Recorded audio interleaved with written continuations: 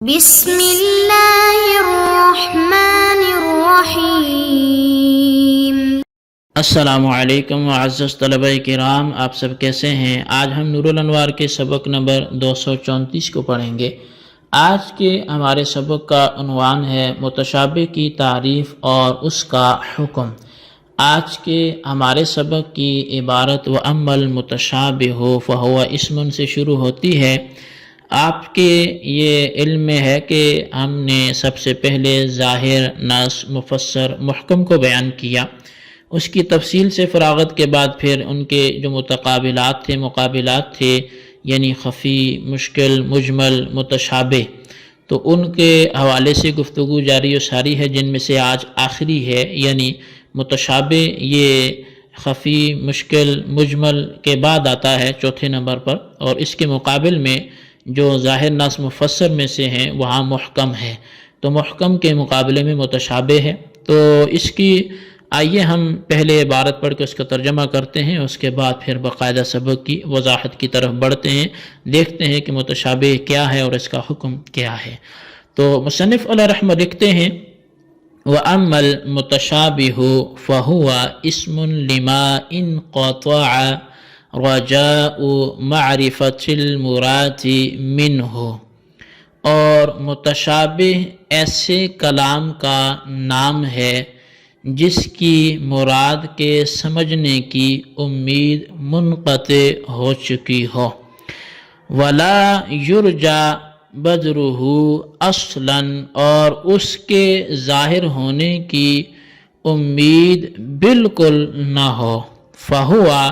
فی غایت الخفاء بمنزلۃ المحکم فی غایت الظہور، اور فرمایا کہ وہ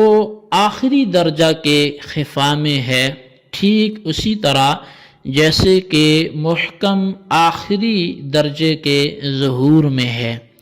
فصار کرجل مفقود عن بلدہ وَإِنْ قَطَعَ أَثْرُهُ وَانْقَضَى أَقْرَانُهُ وَجِيرَانُهُ، فرمایا کہ یہ اس شخص کی طرح ہو گیا جو اپنے شہر سے غائب ہے، مفقود ہے، اور اس کے نشانات بھی مٹ گئے، اور اس کے ہم نشیں اور اس کے جو ہمسایہ لوگ ہم عمر تھے، ہم زمانہ تھے، وہ بھی سارے کے سارے گزر گئے۔ وَحُکْمُهُ اعتقاد الحقیۃ قبل الاصابۃ، اور متشابہ کا حکم یہ ہے کہ اس کے صحیح معنی سمجھنے سے پہلے اس کے حق ہونے کا عقیدہ ہو، اعتقاد ہو۔ ای اعتقاد ان المراد به حق وان لم نعلمه قبل یوم القیامت، یعنی کہ اس بات کا عقیدہ رکھنا کہ بے شک اس کی مراد حق ہے اگرچہ ہم قیامت سے پہلے اس کو نہیں جان سکیں گے۔ وَأَمَّا بَعْدَ الْقِيَامَةِ فَيَصِيرُ مَكْشُوفًا لِكُلِّ أَحَدٍ إِن شَاءَ اللَّهُ تَعَالَى، اور بہرحال قیامت کے بعد تو پس پھر یہ ہر ایک کے لیے کھول دیا جائے گا اس کا علم، انشاء اللہ تعالی، اگر اللہ تعالی نے چاہا۔ وَهَذَا فِي حَقِّ الْأُمَّةِ، وَأَمَّا فِي حَقِّ النَّبِيِّ عَلَيْهِ السَّلَامُ فَكَانَ مَعْلُومًا وَإِلَّا تَبْطُلُ فَائِدَةُ التَّخَاطُبِ وَيَصِيرُ التَّخَاطُبُ بِالْمُهْمَلِ كَالتَّكَلُّمِ بِالزَّنْجِيِّ مَعَ الْعَرَبِ، اور فرمایا کہ یہ جو اس کے علم کا قیامت کے بعد حاصل ہونا ہے یہ امت کے حق میں ہے، اور بہرحال نبی کے حق میں تو وہ ان کو معلوم ہے اس کا علم، ورنہ تو ان کے ساتھ جو خطاب کا فائدہ ہے اس کا باطل ہونا لازم آئے گا، اور ان سے خطاب کرنا محمل کے ذریعے خطاب کرنا کہلائے گا، یہ تو ایسے ہوگا جیسے عربی بندے کے ساتھ حبشی زبان میں کلام کیا جائے۔ وَهَذَا عِندَنَا، اور یہ نظریہ کہ امت کو معلوم قیامت کے بعد ہوگا، نبی کو ابھی ہے، یہ ہمارے نزدیک ہے، یعنی احناف کے نزدیک ہے۔ وقال الشافعی رحمہ اللہ تعالی وآمة المعتزلة ان العلماء الراسخین ایضا یعلمون تعویلہ، اور امام شافعی علیہ رحمہ وہ فرماتے ہیں، اور عام معتزلہ بھی یہ کہتے ہیں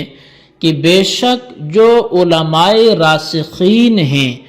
وہ بھی اس کی تعویل کو جانتے ہیں، متشابہ کی تعویل سے وہ بھی واقف ہیں۔ جی طلبہ کرام، یہ تھا ہمارا آج کا سبق اور اس کا ترجمہ۔ یہ ہمارے آج کے سبق کی عبارت تھی جو آپ نے سنی۔ آئیے اب اس کی جو وضاحت ہے ہم اس کی طرف بڑھتے ہیں اور سمجھنے کی کوشش کرتے ہیں۔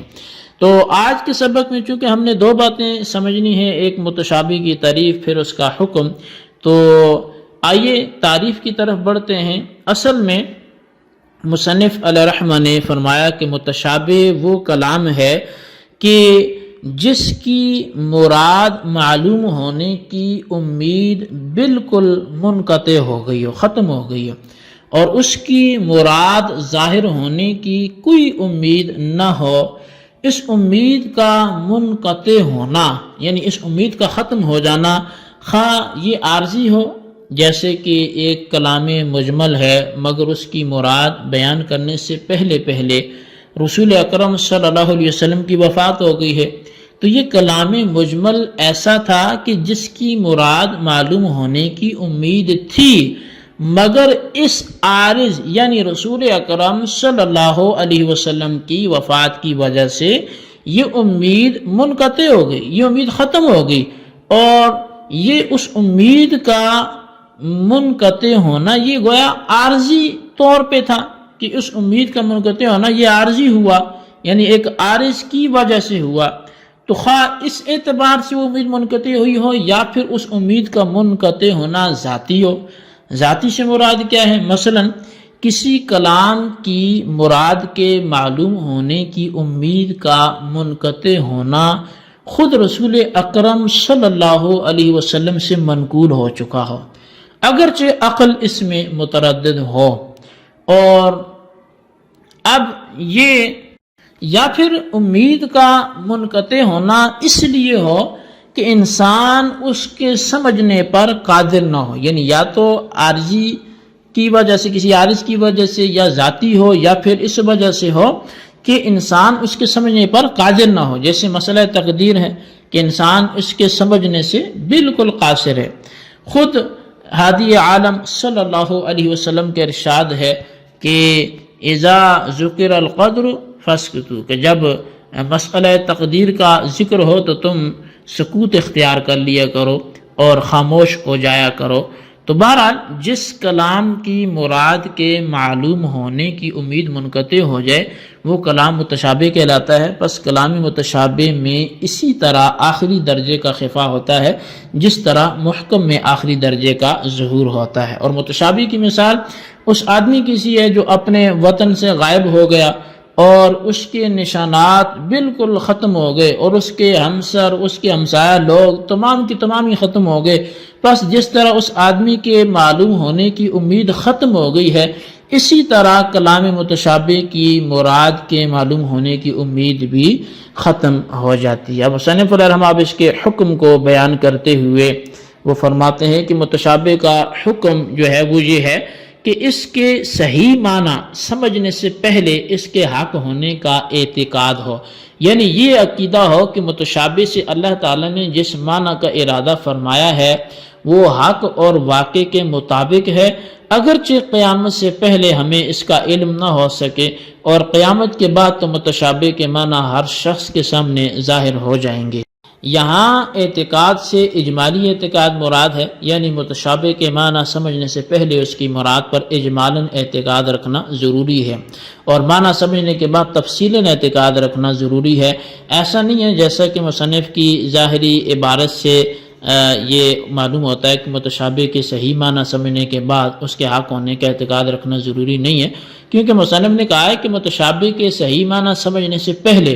اس کے حق ہونے کا اعتقاد ہو، اور اس کا مفہوم مخالف یہ ہوا کہ صحیح معنی سمجھنے کے بعد اس کا اعتقاد بالکل نہ ہو۔ ایسا تو بالکل نہیں ہے، یہ تو غلط ہے۔ تو مراد یہی ہے کہ اس کے صحیح معنی کا علم ہونے سے پہلے بھی اس کا اعتقاد ضروری ہے، اور بعد میں تو ویسے بھی اعتقاد ضروری ہی ہے۔ تو بہرحال چونکہ ہمارا سبق طویل ہو جائے گا اگر ہم اس کی مزید وضاحت میں پڑھتے ہیں، تو اس کی وضاحت میرے خیال سے ہم آئندہ سبق میں کر لیتے ہیں۔ آج کے لیے اتنا ہی کافی ہے، ابھی تک جو بیان ہوا بس آپ اس کو نوٹ کر لیں۔ تو آج کے سبق کو یہیں تک ہم موقوف رکھتے ہیں، اس کے خلاصے کو رجسٹر پر لکھیں، بالخصوص ان سوالات کے جوابات بھی دیں۔ سوال نمبر 1 یہ متشابہ کی تعریف بیان کریں، اور سوال نمبر 2 یہ اس کا حکم تحریر کریں۔ اللہ تبارک و تعالیٰ سے دعا ہے جو کچھ ہم نے پڑھا سنا اسے یاد رکھنے کی توفیق نصیب فرمائے، آمین بجاہ النبی الامین صلی اللہ علیہ وسلم۔